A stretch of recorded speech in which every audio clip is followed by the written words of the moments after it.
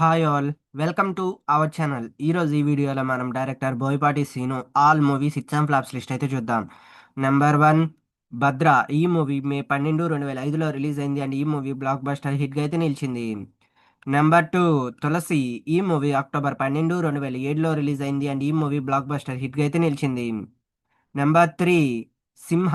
ఈ movie April 30, 2010లో release అయింది అండ్ ఈ మూవీ బ్లాక్ బస్టర్ హిట్గా అయితే నిలిచింది.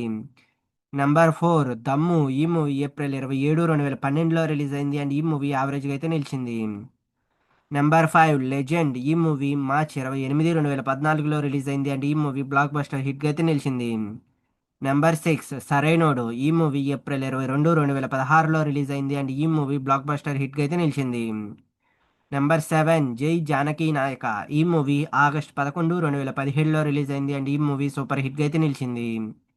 నెంబర్ 8 వినయ విధేయ రామ. ఈ మూవీ జనవరి 11, 2019లో రిలీజ్ అయింది అండ్ ఈ మూవీ ఫ్లాప్గా అయితే నిలిచింది.